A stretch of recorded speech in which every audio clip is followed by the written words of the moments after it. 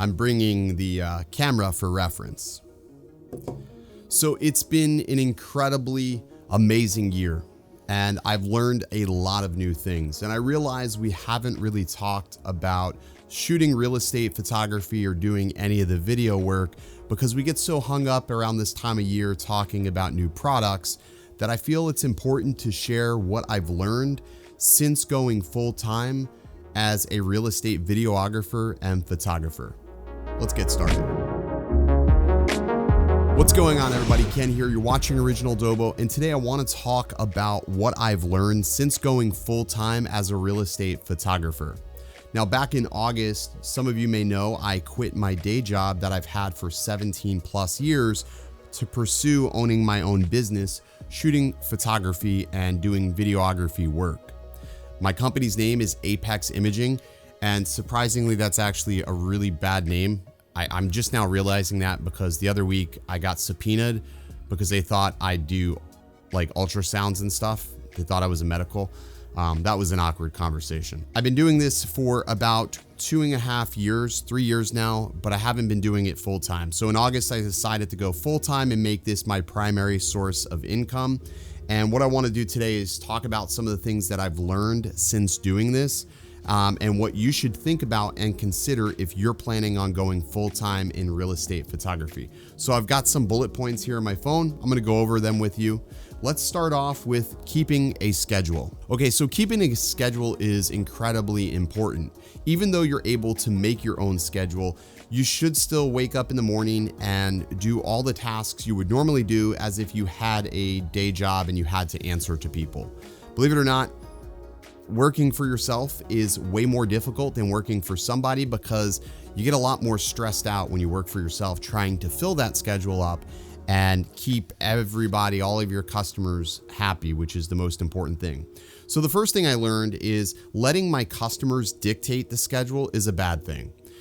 Basically, there are some companies that allow the customer to go on and schedule their own appointment. Now, this works well if you have multiple people working for you, but as somebody new, a sole proprietor, you're only probably going to have yourself. So make sure you decide your schedule and how far you're going to space those appointments out.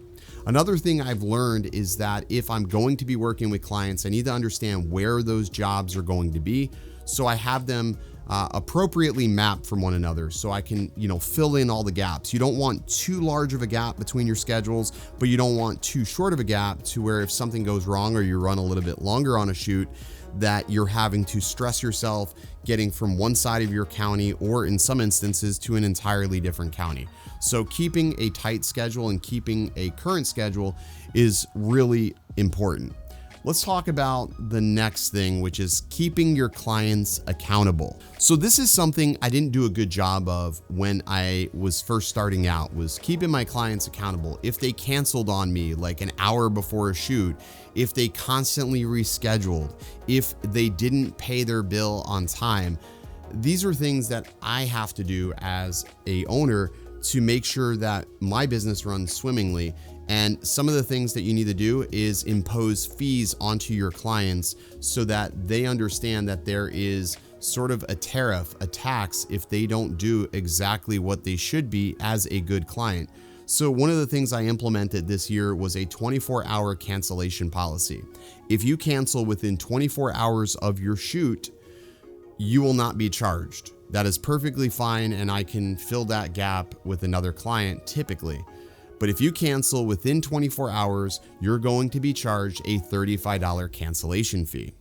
And if you book within the same day, like you book the day before within 24 hours and your shoot is within a 24-hour window, you have to pay for your shoot now prior to me shooting. So your shoot is pre-billed if you're in that window. So if you cancel, you'll get refunded, but you're going to only get back your shoot minus $35. So I've made it to where they have to be a little bit more meticulous with their planning, because a lot of times they're like, hey, it's ready, it's not ready, it's ready, it's not ready. So those are things that I've had problems with clients, is they can sometimes be indecisive, and imposing those fees, they've stopped being so indecisive and they understand that there's a consequence. The second thing with that is your billing. You need to be abundantly clear on how you're billing your clients. All of my clients know that I am not a net 30. I do post bill for the most of my clients. Most of my clients I post bill, but if it's a client I've never worked with, I'm going to bill them in advance simply because I don't know them. I have never worked with them before, so I bill them in advance before I ever shoot the house or before they ever get the photos. So with the new clients, that's never a problem, but seemingly with my existing clients, they will take sometimes 2 to 3 days to pay their bill. And it's not like I need the money, but it's just a fact that if I forget about it, that bill sometimes can go by the wayside. So keeping your clients informed on your payment schedules is also really important, and using just one type of payment provider, whether you use Square, PayPal, or like QuickBooks, is really good. I am switching over to Square Up at the end of the year. I'm going to use Square Invoice for all of my client work because I like all the utilities to set payment reminders and to allow the customers to build profiles within the application, so I can, if they want to save their card on file and just say, hey, charge it at the end, they can do that. I don't like doing that, but it's something they have the option to do. And I know at the end of the week, end of the month, all of the bills are paid for. So definitely keep your clients accountable for the shoots you're doing. Okay, so this is another one that it came up this year, was trying to schedule too much in the same day. And it sort of ties back into scheduling, but not really. So video and photo, I used to do video and photo, like 2 to 3 videos and photos a day.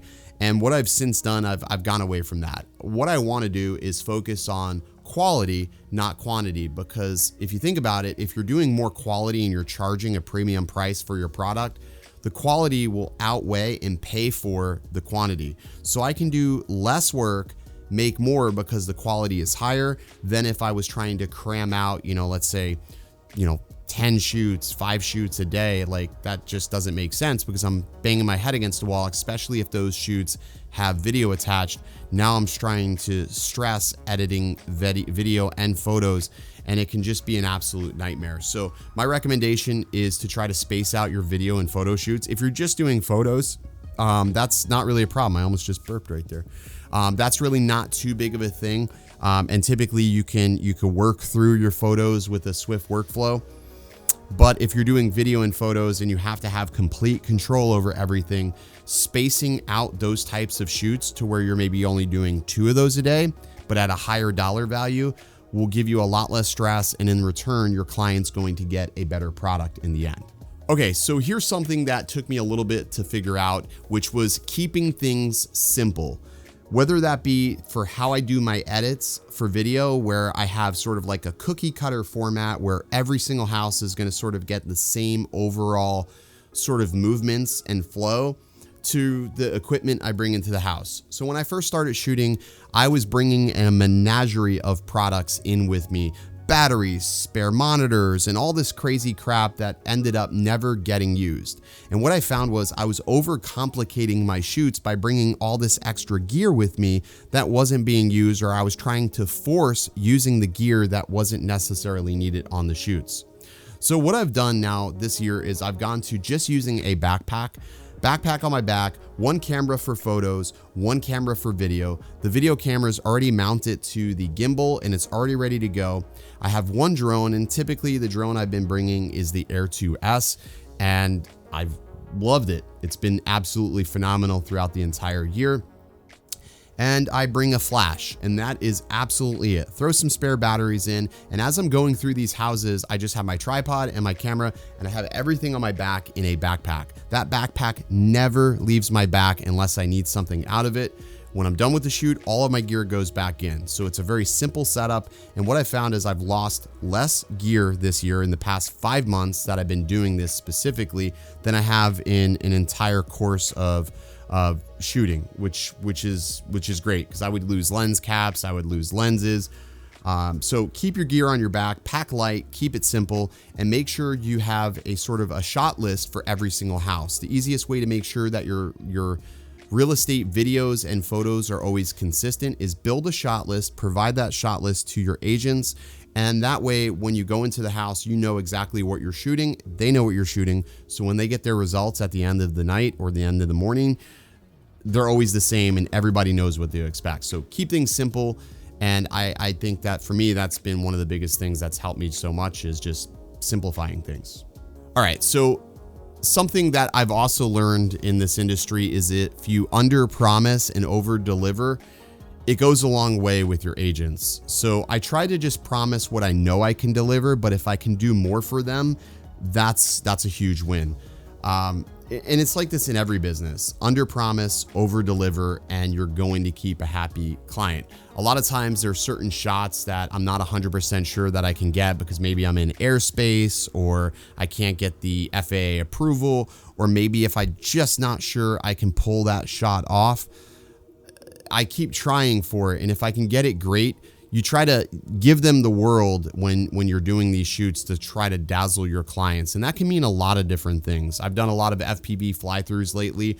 And, you know, I always tell every client, I'm not sure we're going to be able to get these shots. I'm not sure we're going to be able to time the movement that you want with whatever's happening in the surrounding area. But if we can get it, great. And a lot of times it works out. Sometimes it doesn't.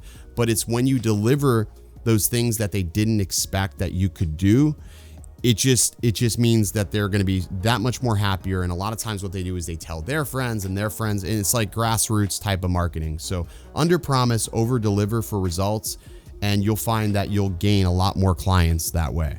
All right. And the last thing I want to talk about is it's okay to say no to a client. We don't have to say yes to everything. I think a lot of times we get hell-bent on the fact that we don't know if we're going to have this client, or we don't know if we're going to get this opportunity again.